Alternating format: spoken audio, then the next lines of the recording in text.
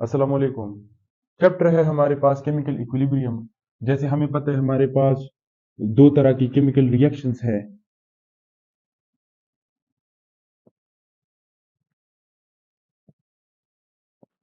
एक है irreversible reaction, दूसरा है रिवर्सिबल रिएक्शन।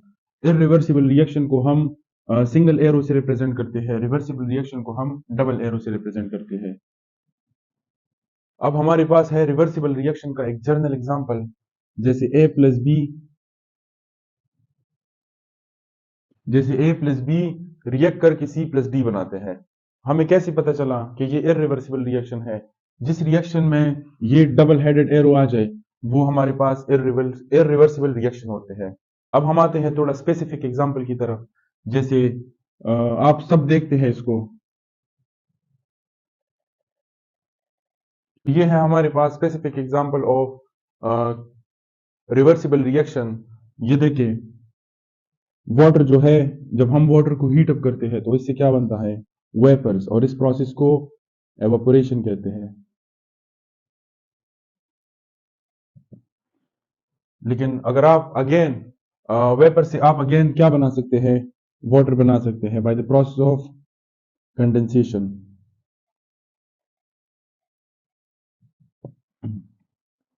तो ये रहा हमारे पास specific example of reversible reaction.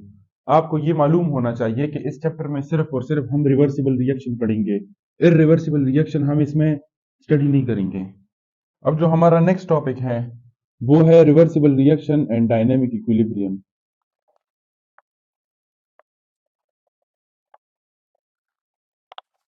तो रिवर्सिबल रिएक्शन हमारे पास क्या है?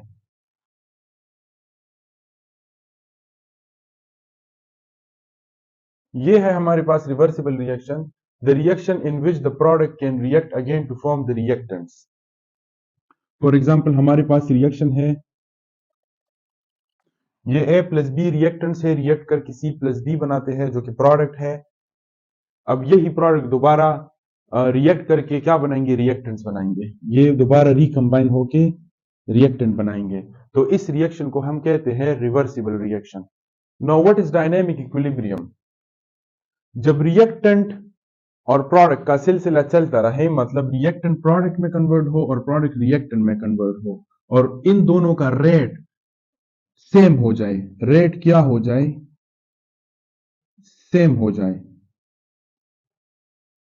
तो उस टाइम पे आपको ऐसा लगेगा कि ये रिएक्शन जो है स्टॉप हो गया, रुक गया। लेकिन ऐसा नहीं है, ये इक्विलिब्रियम एक न्यू स्टेट में चला जाता है जिसको हम डायनेमिक इक्विलिब्रियम कहते हैं। मतलब यहां से एक स्पेसिफिक रेट से रिएक्टेंट जो है प्रोडक्ट में आ रहे हैं और उसी रेट से प्रोडक्ट वापस रिएक्टेंट में आ रहे हैं। तो आपको ऐसा लग रहा है कि रिएक्शन स्टॉप हो गया, लेकिन ऐसा नहीं है। The reaction is in the dynamic equilibrium.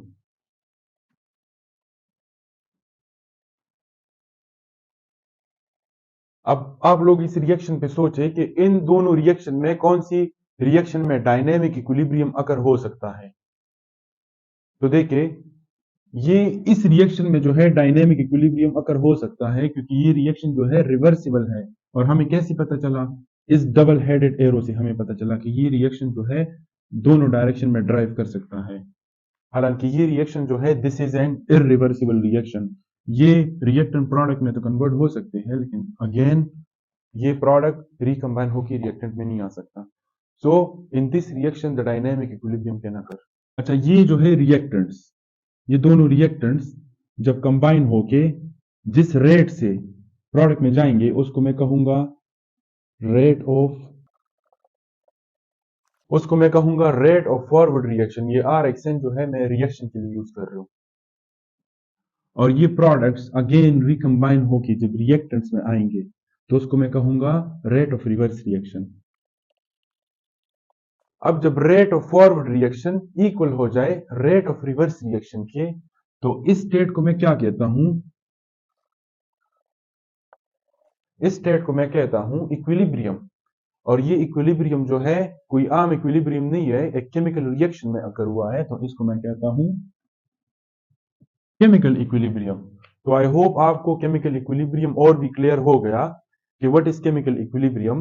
When the rate of the forward reaction become equal to the rate of the reverse reaction in a chemical reaction, that is called the chemical equilibrium.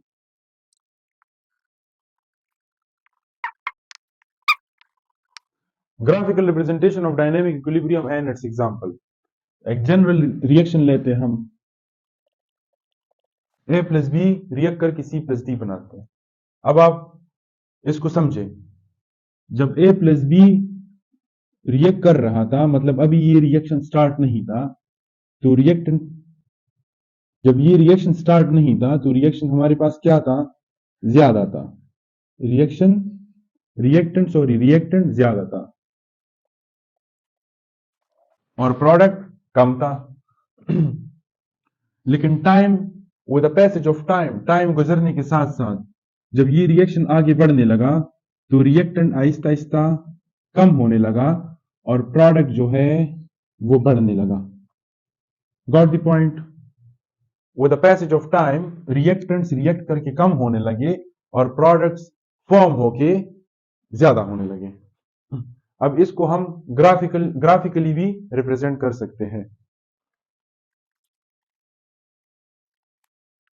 जब time 0 था, reaction अभी start नहीं हुआ, तो reactants की concentration high और product की,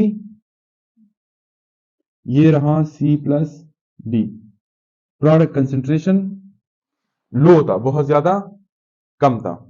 जैसे जैसे टाइम गुजरता गया, रिएक्शन स्टार्ट हुआ, तो रेट ऑफ रिएक्शन जो है, इसकी रेट ऑफ रिएक्शन मतलब बढ़ने लगा और कंसेंट्रेशन नीचे गिरने लगा, देखो। और टाइम के साथ साथ प्रोडक्ट जो है फॉर्म होने लगे, रिएक्टेंट्स कम होने लगे, प्रोडक्ट बढ़ने लगे। ये देखो, एक स्टेट आया जहां से ना रिएक्टेंट्स कम हो रहे हैं और ना प्रोडक्ट और बढ़ रहे हैं। इस स्टेट को क्या मैं कहता हूं, this state is called equilibrium. अब हमारे पास एक एग्जांपल है, इसको सॉल्व करने की कोशिश करते हैं। ये हमारे पास एक रिवर्सिबल रिएक्शन है जो कि दोनों डायरेक्शन में मूव कर सकता है, फॉरवर्ड डायरेक्शन में भी और बैकवर्ड यानी रिवर्स डायरेक्शन में भी। आपने इसमें से फॉरवर्ड डायरेक्शन को आइडेंटिफाई करना है और रिवर्स को भी आइडेंटिफाई करना है। तो पहले फॉरवर्ड को करते हैं। जब आप रिएक्शन को एज इट इज लिखेंगे तो ये हमारे पास फॉरवर्ड डायरेक्शन है। रिवर्स डायरेक्शन के लिए आपने इसको एज रिएक्टेंट लेना है और इसको प्रोडक्ट में लेना है। तो ये है हमारे पास इसका reverse direction. Forward direction, reverse direction. Left to right जाएंगे तो फॉरवर्ड डायरेक्शन, फॉरवर्ड रिएक्शन। वापस राइट टू लेफ्ट आएंगे तो रिवर्स डायरेक्शन। फॉरवर्ड डायरेक्शन में रिएक्टेंट की तरह ही एक्ट करेंगे, प्रोडक्ट बनाएंगे। रिवर्स डायरेक्शन में प्रोडक्ट जो है, the product will act as reactant and the reactant will act as a product, जैसे ये। अब नेक्स्ट टॉपिक है हमारे पास the law of mass action. Law of mass action को टू नॉर्वेगियन केमिस्ट ने रिप्रेजेंट किया था, the one is the Goldberg and the other one is the Peter bag.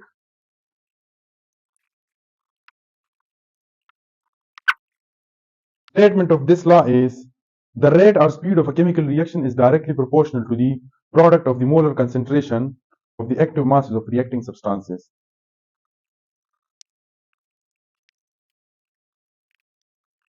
Rate or speed of a chemical reaction is directly proportional to the product of the molar concentration of the reacting substances. इसका मतलब ये है कि जो rate है यानी speed of a chemical reaction, वो किस पे डिपेंड करता है, वो डिपेंड करता है रिएक्टिंग सब्सटेंसेस पे, यानी molar concentration of reacting substances. जितना मोलर कंसेंट्रेशन ज्यादा होगा रिएक्टिंग सब्सटेंसेस का, उतना रिएक्शन का रेट क्या होगा, ज्यादा होगा, उतना रिएक्शन स्पीड से जाएगा। ये है हमारे पास जनरल रिएक्शन। अब मैंने इसका क्या फाइंड करना है, rate of forward reaction find करना है। तो rate for the forward reaction, यहां पे हम लिख लेते हैं फॉरवर्ड, वो किस पे डिपेंड करता है, वो रिएक्टेंट्स पे। ये देखो, इसको हम स्क्वायर ब्रैकेट्स में लिखते हैं क्योंकि ये एक्टिव मासेस है यानी मोलर कंसेंट्रेशन है, और साथ में बी। अब जो है इसको हमने खत्म करना है, इस प्रोपोर्शनलिटी साइन को खत्म करेंगे तो साथ में ये कांस्टेंट लग जाएगा, और ये जो है कांस्टेंट फॉर क्या है, फॉर द फॉरवर्ड रिएक्शन, सो के एफ इसको हम कहेंगे। इसी तरह rate of reverse reaction find करते हैं।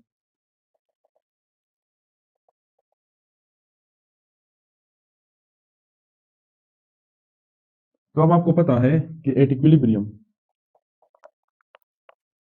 इक्विलिब्रियम पे दोनों rate of forward reaction equal हो जाता है रेट ऑफ रिवर्स के। रेट ऑफ फॉरवर्ड की वैल्यू क्या है, ये रेट ऑफ रिवर्स की वैल्यू ये है।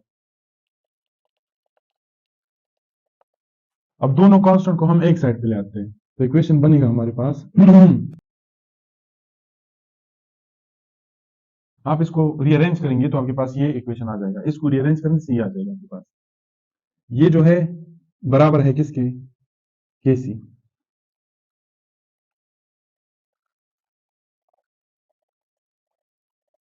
यही इक्वेशन है, ये इक्वेशन है, ये या ये जो आगे जाके न्यूमेरिकल्स में यूज होगा। And this is law of mass action. अच्छा, अब इस इक्वेशन को यूज करके हम डिफरेंट न्यूमेरिकल्स करेंगे।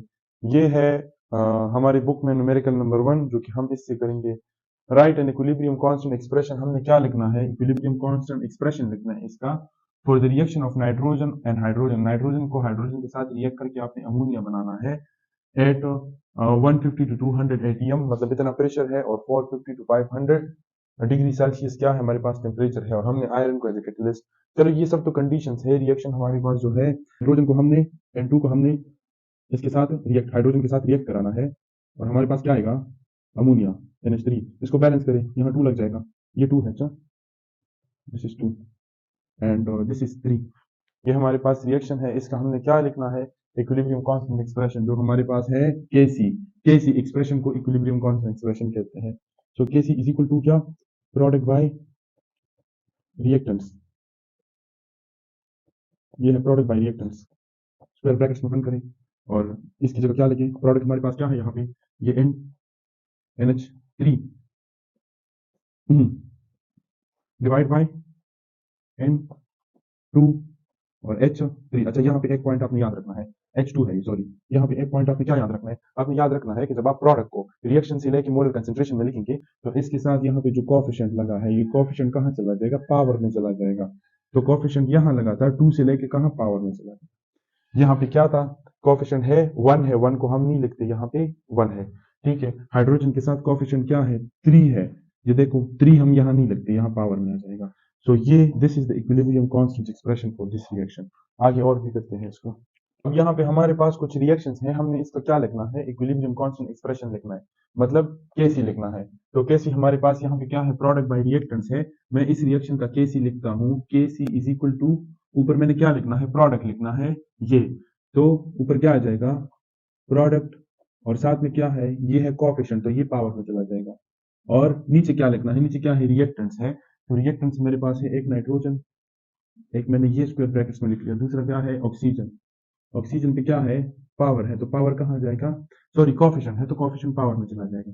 इसका मैं केसी एक्सप्रेशन लिखता हूँ, KC is equal to product by reactant से, आपको पता है प्रोडक्ट क्या है यहाँ पे, N2O है, और साथ में यहाँ पे कोफिशिएंट लगा है, तो कोफिशिएंट पावर में चला जाएगा। रिएक्टेंट से हमारे पास नाइट्रोजन ऑक्सीजन,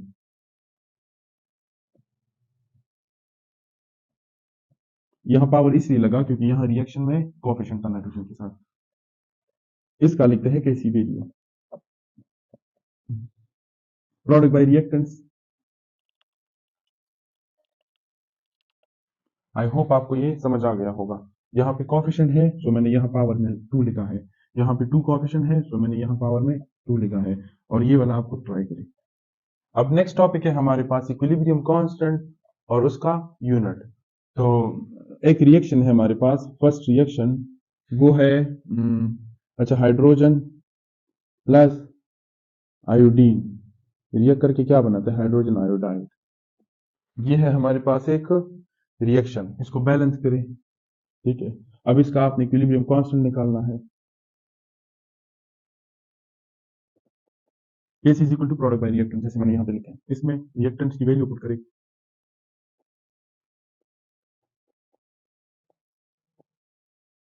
टू यहाँ पे क्यों लगा, क्योंकि यहाँ प्रोडक्ट में कोफिशिएंट था। अच्छा, अब जो भी चीज किस में आ जाए, स्क्वायर ब्रैकेट्स में आ जाए, तो उसका यूनिट क्या होगा, मोल पर डिसीमीटर क्यूब होगा, मोल पर डिसीमीटर क्यूब, या आप इसको इस तरह भी लिख सकते हैं, मोल डिसीमीटर माइनस क्यूब, जब ये ऊपर जाएगा तो। इसका यूनिट ये होगा। तो आप क्या करेंगे, के सी इज इक्वल टू, इसका यूनिट क्या होगा, स्क्वायर ब्रैकेट में है तो मोल डी एम माइनस क्यूब, यानी मोल पर डेसीमीटर क्यूब, साथ में क्या है, स्क्वायर ब्रैकेट है, सॉरी पावर है, इसका मोल पर डेसीमीटर क्यूब, इसका भी यूनिट होगा। इस स्क्वायर ब्रैकेट का क्या यूनिट होगा, मोल पर डेसीमीटर क्यूब, इसका भी यही यूनिट है। अब ये जो है एक 2 के साथ कट गया, एक इसके साथ कट गया, यहाँ पे के सी हैज नो यूनिट। इस तरह अगर आपके पास कोई केमिकल इक्वेशन आ जाए तो आप इसका इक्विलिब्रियम कांस्टेंट भी निकाल सकते हैं और उसका फिर आप यूनिट भी निकाल सकते हैं। अब इस रिएक्शन का कोई यूनिट नहीं है, बाकी इस बुक में रिएक्शन है, इस मेथड से आप करेंगे तो आपके पास यूनिट आ भी सकता है। अच्छा, आपको समझाने के लिए यहाँ पे मैंने एक और इक्वेशन लिखी है जिसका मैं इक्विलिब्रियम कांस्टेंट और उसका यूनिट निकालूंगा। तो पहले सबसे इक्वेशन देख लो, उसके बाद मैंने उसका इक्विलिब्रियम कांस्टेंट यानी केसी वैल्यू निकालूंगा। KC is equal to product by reactant, product की जगह मैंने प्रोडक्ट लिखा है और 2 कोएफिशिएंट है सो पावर में आ गया। ये देखो, और रिएक्टेंट जो है नीचे है, देख ले रिएक्टेंट नीचे है तो नीचे लिखा है। ब्रैकेट का यूनिट क्या है, मोलर कंसंट्रेशन का मोल पर डेसीमीटर क्यूब, यहाँ मैंने मोल पर डेसीमीटर क्यूब इस ब्रैकेट की जगह लिखा है और साथ में स्क्वायर है तो स्क्वायर लगा है, और इसकी जगह मोल पर डेसीमीटर क्यूब लिखा है, तो ये इसके साथ कट गया और इसका क्या है, इसका यूनिट है मोल पर डेसीमीटर क्यूब।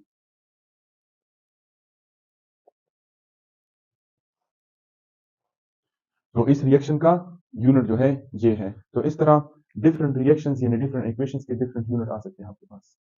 अच्छा, तो ये लास्ट टॉपिक है हमारे पास, direction of importance of equilibrium constant, जिसके 2 टाइप्स है, direction of reaction and extent of reaction. So पहले दोनों तरफ केसी वैल्यू लिख लेते हैं।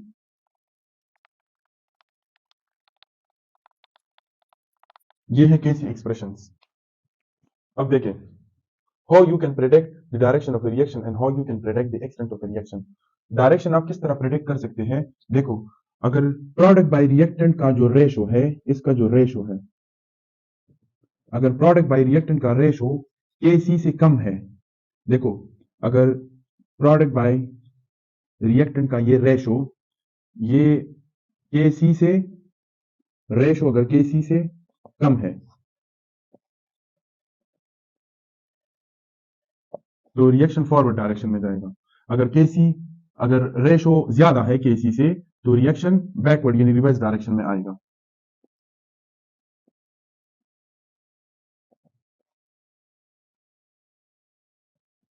अब रेशो क्या चीज है, प्रोडक्ट को रिएक्टेंट पे डिवाइड करे जो वैल्यू आपके पास आ जाए वो इनका रेशो है।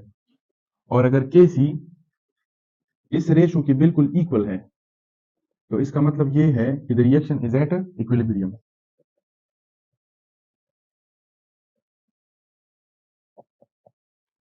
अब ये एक्सटेंट ऑफ रिएक्शन जो है ये इससे थोड़ा सा मुख्तलिफ है। वो कैसे, देखो यहाँ पे तो आपने प्रोडक्ट बाय रिएक्टेंट का रेशो लेके इसके साथ कंपेयर करना था। फॉर एग्जांपल केसी का एक स्पेसिफिक वैल्यू आप कंसिडर कर ले और फिर इस रेशो का वैल्यू इसके साथ कंपेयर कर ले, तो यहाँ से आपको डायरेक्शन का पता चलता है कि रिएक्शन फॉरवर्ड में जा रहे, रिवर्स में जा रहे, या the reaction is in equilibrium state. और एक्सटेंट ऑफ रिएक्शन का जो है, तो आप देख ले केसी जो है इसकी इक्वल है ना, इसकी इक्वल मतलब इसका जो वैल्यू है वो केसी का वैल्यू है। तो अगर आपके पास केसी बहुत ज्यादा स्मॉल है, केसी स्मॉल है, तो इसका मतलब है कि प्रोडक्ट हमारे पास कम है, मतलब न्यूमिनेटर छोटा था, डिनोमिनेटर ज्यादा था, तभी वैल्यू स्मॉल आई।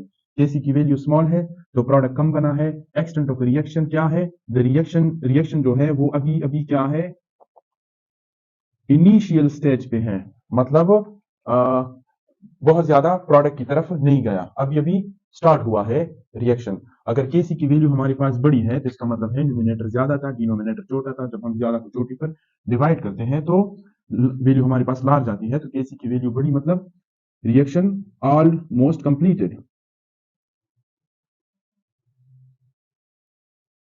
चलो स्पेलिंग को इग्नोर करें, ऑलमोस्ट कंप्लीटेड। और अगर reaction neither small, sorry KC value neither small nor very large, मतलब वो ना ज्यादा है ना कम है, तो इसका मतलब ये है कि the reaction is in equilibrium state.